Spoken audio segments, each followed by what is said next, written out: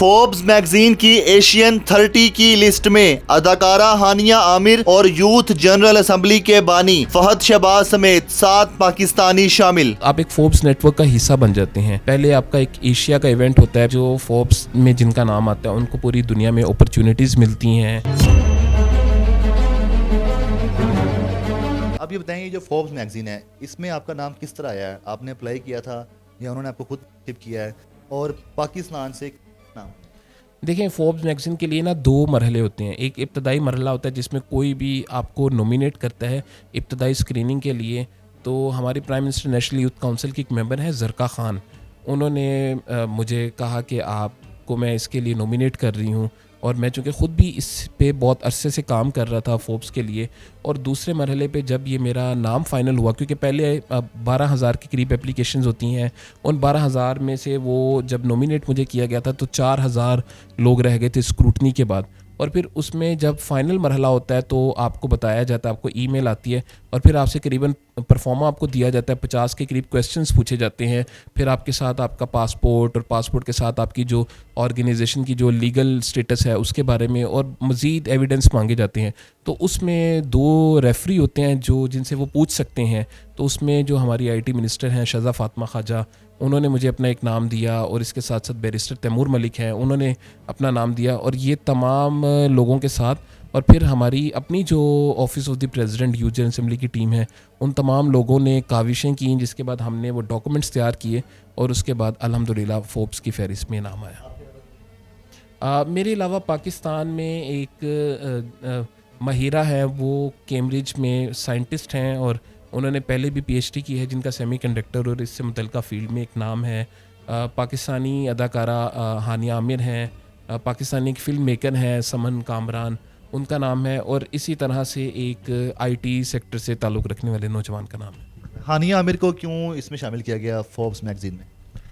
उनकी जो काविशें थीं ख़ास तौर पे ये फ़िल्म और आर्ट एंड एंटरटेनमेंट में, और बिलखुसूस वो पहली पाकिस्तानी है जिनका नेटफ्लिक्स पे काम आ रहा है आने वाले वक्त में। तो जो फोर्ब्स ने लिखा पब्लिश किया उसमें ये तमाम चीज़ें शामिल हैं। एक तो इनकी पाकिस्तान में बहुत बड़ी फ़ैन फॉलोइंग मौजूद है इंस्टा पे, और इसके साथ साथ ये जो आने वाले वक्त में नेटफ्लिक्स पे इनका काम आ रहा है। तो ये मुख्तलिफ़ वक्त में जिस तरह से हमने देखा है कि अनुष्का से लेके बाकी तमाम जो एक्ट्रेस थीं उनको भी ये मिलता रहा वक्तन फ़वक्तन। पाकिस्तानी जो सिंगर मोमिना हैं उनको भी एक वक्त में फोर्ब्स में उनका नाम आया। तो ये वक्तन फ़वक्तन मुख्तलिफ़ लोगों को उनकी परफॉर्मेंस की बुनियाद पे और उनकी जो फ़नून लतीफ़ा के लिए उनकी खिदमात होती है उसके तराफ में फोर्ब्स उनको शाया करता रहता है।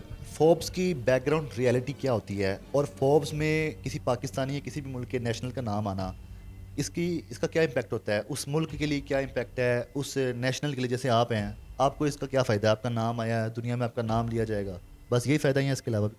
देखें, एक तो आने वाले वक्त में जो फोर्ब्स में जिनका नाम आता है उनको पूरी दुनिया में अपॉर्चुनिटीज़ मिलती हैं मुख्तलिफ़ तरह से। आप एक फोर्ब्स नेटवर्क का हिस्सा बन जाते हैं। पहले आपका एक एशिया का इवेंट होता है, फिर आपका जो यूरोप का इवेंट होता है, अमेरिका का, एक तो आपकी वहाँ तक एक्सेस हो जाती है। आप एक फोर्ब्स के एक नेटवर्क का हिस्सा बन जाते हैं जिसमें आप सोशल इम्पैक्ट वाले अकेले नहीं होते, कोई 10 के करीब कैटेगरीज होती हैं। एआई वाले होते हैं, साइंस वाले होते हैं, आर्ट एंड एंटरटेनमेंट वाले होते हैं। और दूसरी सतह पे कि जिस बुनियाद पे एजाज़ मिला है यूथ जनरल असेंबली, इसकी आलमी सतह पे रिकग्निशन जो कि पहले भी थी अब मज़ीद इसमें बढ़ गई है। तो इसका आपको कोई सर्टिफिकेट भी मिला है या कोई इसके हवाले से कोई ईमेल आई है आपको, या आपको बुलाया जाएगा, इसकी कोई तकरीब रखी जाएगी, जिनके नाम आते हैं उनको किस तरह से ऑनर किया जाता है? देखें, एक तो सबसे पहले फोर्ब्स इसे ख़ुद पब्लिश करता है। सो आप फोर्ब्स की साइट पे जाते हैं तो उनके जो जितने भी अवॉर्डी हैं जिनका माजी में नाम आ चुका है या जिनका 2026 में नाम आया, तो उनको वहाँ पर उनका काम पब्लिश किया गया है। दूसरी सतह पे इसका सितंबर अक्टूबर में एक सिंगापुर में एक रेड कारपेट रखा जाएगा जिस पे सबको मदऊ किया जाएगा, एशिया के तमाम लोगों को जिनको ये अवार्ड मिला है। और तीसरा, जो फोर्ब्स की नेटवर्किंग इवेंट होते रहते हैं पूरी दुनिया में, उस फहरिस्त में वक्तन फ़वक्तन अपॉर्चुनिटीज़ आती रहती हैं। इनकी मुख्तलिफ़ कम्यूनिटीज़ बनती रहती हैं और मुख्तलिफ़ जो अवार्ड्स होते हैं आप उसके लिए एलिजिबल होते रहते हैं। आपने जो ये यूथ जनरल असेंबली बनाई थी तब आप 18 साल के थे, तो आपको यंग होने की वजह से कि आपने यंग एज में एक यूथ जनरल असम्बली बनाई है, उसके बारे में कुछ बताइए, आपने किस तरह से बनाई थी और आपका क्या एजेंडा था? देखिए, हम जितने भी बानियान थे, हमारा पब्लिक स्पीकिंग के सेक्टर से ताल्लुक़ था। हम डिबेट्स किया करते थे, डिक्लेरेशंस करते थे, पार्लियामेंट्री डिबेट्स करते थे। तो उसमें हम एक गैप हमने आइडेंटिफाई किया कि हम ये सारी तकरीरें तो करते हैं, लेकिन इन तकरीरों की कोई इम्प्लीमेंटेशन नहीं होती। तो इसकी इम्प्लीमेंटेशन के लिए 2015 में हमने इसकी बुनियाद रखी, और ना सिर्फ बुनियाद रखी बल्कि इसके साथ 2018 में जाके हम अपने स्ट्रक्चर को रिफ़ाइन करते रहे। एक इर्तिकाई अमल होता है, एक एवोल्यूशन होता है। तो हमने पाकिस्तान में पहली मरतबा 26 से ज़ायद वजारतों पर मुश्तमिल एक शैडो कबीना बनाई गई, क्योंकि डेवलप कंट्रीज़ में कैबिनेट जैसे ही हुकूमत आती है तो ओपोजिशन के साथ एक शैडो कबीना भी बनती है, लेकिन पाकिस्तान में ये एक चीज़ नहीं थी। और हम अपनी मुतबादिल पॉलिसीज़ हुकूमत को पेश करते हैं, और हम समझते हैं कि 60% यूथ के फ़ैसले होते हैं लेकिन उनके बगैर होते हैं। तो यूथ जनरल असम्बली ने मुख्तलिफ़ पार्लिमानी कमेटी से लेकर मुख्तलिफ़ वजारतों को आगाह किया, लोकल गवर्नमेंट एक्ट के हवाले से, पाकिस्तान में formation prime minister national youth council के हवाले से, और दीगर मौज़ूआत पे हम वक्तन फ़वक्तन हुकूमतों के साथ टेबल पर बैठते रहते हैं। ये जो आपकी यूथ जनरल असम्बली है, इसके कितने मेंबर हैं, कैसे मुंतखब होते हैं, वोटिंग होती है या किस तरह मुंतखब होते हैं, फिर इसके जो सेशन इजलास होते हैं वो किस जगह पे होते हैं? देखिए, इसमें हम सिलेक्शन करते हैं, और ये जो हमारी यूथ जनरल असम्बली है, ये हाउस ऑफ फेडरेशन जो अपर हाउस होता है आपका सेनेट, उसकी नुमाइंदगी करती है। 96 हम लोग मुंतखब करते हैं। इसमें मेन स्ट्रीम लाहौर, कराची, इस्लामाबाद से हट के ओवरसीज़ पाकिस्तानियों को शामिल किया जाता है, इसमें माइनॉरिटीज़ को शामिल किया जाता है, और इसके साथ साथ गिलगित बल्तिस्तान, आज़ाद कश्मीर, अंदरून सिंध, बलूचिस्तान, मतलब हम हर तरह के लोगों को नुमाइंदगी देते हैं। और इसमें हमारे इजलास होते हैं क्वार्टरली। हमारी जो शैडो कबीना है वो अपनी सिफारिशात मुरतब करती है, वो हुकूमतों के साथ शेयर करती है। और फिर इसी तरह से जो आलमी दिन होते हैं, इसके मौके पे भी हमारे जो सिंपोजियम होते हैं, जिसके बाद हम अपनी रिपोर्ट होती है, जो यूनाइटेड नेशन के जो ज़ेली इदारे हैं उनके साथ हम अपनी तजावीज़ शेयर करते हैं। जैसे कॉमनवेल्थ यूथ इंडेक्स 2023 के लिए जब डेटा इकट्ठा किया गया, तो उसमें हमने भी अपना जो यूथ के साथ सर्वे किए गए थे वो डेटा फ़राहम किया। और इसके साथ साथ जहाँ तक इजलासों का ताल्लुक़ है, तो ये मुख्तलिफ़ जामियात में भी होते हैं।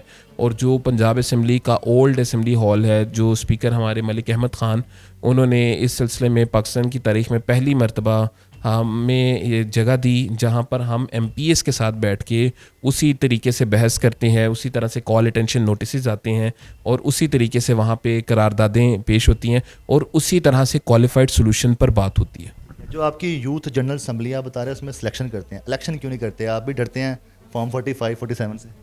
नहीं, देखें, हम ये समझते हैं कि आने वाले वक्त में जब हम इसका स्ट्रक्चर ज़िला की सतह तक कर लेंगे, तो अब इसके चूँकि स्ट्रक्चर में मुमकिन नहीं है, अब 96 लोगों को हमने मुंतखब करना है, तो हम इसमें कोई एक क्राइटेरिया ऐसा नहीं रख सकते कि वो 96 लोग हैं, उसके नीचे जो वोटर होंगे वो कौन डिसाइड करेगा। लेकिन आपकी कोई अपोजिशन है कि नहीं है? इस तरह फिर अपोजिशन कोई नहीं ना होगी। देखिए, हमारी जब असेंबली सेशन होता है, उसमें एक लीडर ऑफ द हाउस होता है, लीडर ऑफ द ओपोजिशन होता है, और हमारी शैडो कबीना और हमारी अपनी सेंट्रल एग्जीक्यूटिव कमेटी के अंदर इख्तलाफ राय की हमने इजाज़त दे रखी है।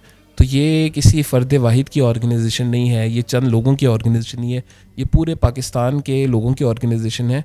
और जो स्पार्क रखते हैं, जो पोटेंशियल रखते हैं, वो इन 96 में जगह भी बनाते हैं। इसके अलावा हम 500 रज़ाकार हर साल मुंतखब करते हैं, फिर वक्तन फ़वक्तन मुख्तलिफ़ प्रोग्राम्स में उनको भी देते हैं। और ये सिर्फ 500-600 लोग नहीं हैं, इसका इम्पैक्ट 5-6 लाख नौजवानों के ऊपर पड़ता है।